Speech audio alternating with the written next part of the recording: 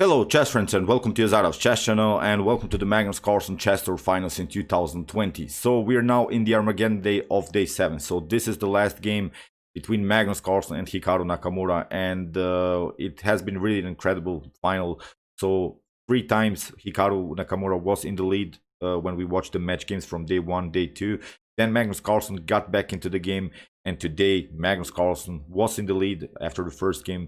Hikaru Nakamura managed to retaliate, won the game with the white pieces. Then in the tiebreaks, Hikaru Nakamura won the first game, but Magnus Carlsen managed to get his win back, and now we are in the Armageddon game, in which Magnus had the opportunity to play with the black pieces, and you know the grip. White needs to win the game, but has of course 1 minute more on the clock. So as I said, this has been really such a great finals, and as I said, I don't care who wins this, because both of them have deserved this one, and if this finals have to be decided, then of course it's fair that it's decided in this Armageddon game. So let's check out now the last game of this very nice tournament. So Armageddon game and fight. So e4 played by Hikaru, e5 by Magnus, knight to f3, knight to c6, bishop to b5, the rule opens, knight to f6, the Berlin. It has been played now most of the times between the two of them. Here I'm not going to answer that, sorry, it's my wife calling, so it's too important now to cover this game. We're not going to answer the call of my wife's. d3 here played by Hikaru, fixing the pawn structure. Here bishop to c5. This has been also played now many times. Bishop takes c6, we have d takes c6, and now knight to d2. Here Magnus plays now sort of improvement. Also I think that this move surprised a little bit Hikaru. If you take knight takes e5, that's not a point here, because you get queen to d4 with the direct attack on f2, and it would be game over. So that's why here after the move bishop to e6, h3 played by Hikaru. As I always like to say, when you don't have a bishop on the board, when you don't have, for instance, the light square bishop, here you have to really build such a blockade here on light squares like Hikaru did. So here knight to d7, protecting finally this e5 pawn. We have knight to f1, and now f6. g4 again. Hikaru goes into a very aggressive line, g4. So here we have queen to e7, and Magnus doesn't make now the mistake that he made in the previous game that he lost against Hikaru with the black pieces. He plays now this very flexible move, queen to e7. This move allows now Magnus to castle on both sides. He's waiting now, and basically he's asking Hikaru the question, where are you going to castle? If you castle on the queen side, then I'll follow you. Then I'll castle also to the queen side. If you castle on the king side, then I'll follow you also on the king side, because what you don't want to do is maybe risk an opposite side attack game where white has already made some progress and can create further weaknesses. So that's why queen to e7, very flexible move, knight to g3, and Magnus finally castles queen side. What he probably noticed is that here you see Hikaru has remaneuvered many of his pieces. The direction of the attack of all of the pieces of white is simply coordinated to the king side, so though you don't want to castle, of course, on that side. So queen to e2, we have king to b8, we have a3, bishop to b6, and now bishop to e3. Again, this idea of Hikaru's, maybe better, also maybe a good idea is knight to f1, knight to e3, and maybe to cement the knight on f5 or immediately on f5, but at least somehow trade off the bishops and get this knight into the game. But Hikaru played immediately bishop to e3, and Magnus doesn't react. He plays knight to f8 with also some knight to g6, knight to f4 outpost idea. So queenside castling by Hikaru, we have knight to g6, and now knight to h5, preventing this outpost on f4, because the square is now twice protected. In the game, bishop takes e3, and now queen to e3. Okay, let's stop a little bit and evaluate the position. It's an equal position. Black has, of course, also very nice light square bishop. What we want to do now, when you have the light square bishop, is place many of your pawns on dark squares, because these pawns shouldn't be on light squares, at least on c5. So that's why here c5 we're building a fortress on dark squares, and now we can really attack the light squares here with our light square bishop. So knight to d2. Here Hikaru is trying to remaneuver the knight again on some d5 or maybe on some f5 squares. These are the clear targets in black's position. We have b6, and now knight to c1, knight to b1. We have knight to h4. Here we have rook to g1, and now very nice positional move here by Magnus g5, because he needs now to break the position, and this knight is not on a good place. At least we can remaneuver our knight here, maybe again to b6, g6, pardon me, and then f8, maybe trying to search for a path. And if this knight moves somewhere, then we could crack the position with the move h5. So this would be a positional idea here by black to open the position, because Hikaru played the move rook to g1 and is not competing anymore on the h file. So knight to c3, we have knight to g6, king to b1, and now knight to f4. Challenging finally this knight, knight takes f4, and now we have g takes f4. This is now good position by Magnus Carlsen, still with the opportunities to crack the position with the move h5. You see all of his pawns here are on dark square, so these pawns are not in the way of the light square bishop. So the light square bishop of blacks has still a good activity, and the most important thing is that this light square bishop controls also the d5 square. So Magnus has equalized the game in an early stage of the game, which is good, of course, as black with this 1 minute down on the clock. So far, really great opening by Magnus. We have queen to e2, we have h5 as promised, cracking the position, f3, h takes g5, h takes g5, and now rook to h3. You see how problematic this rook to g1 idea was. Now Hikaru has lost a little bit the battle on the h file. Rook to g2, and now rook to h8. We have rook to g1, and now here Magnus is trying to simplify the position, which is not a bad choice, because when the position is more and more simplified, without the rooks, without maybe even the queens on the board, then you cannot hope for a win here as white, and we know that Magnus needs only a draw. So here b3, we have c4, very nice splitting move by Magnus Carlsen, also aiming the a3 pawn in the game. D takes c3, c4, and now queen to a3. Here Magnus has really a great game. In the game g5, we have f takes g5, rook takes g5, and now a5.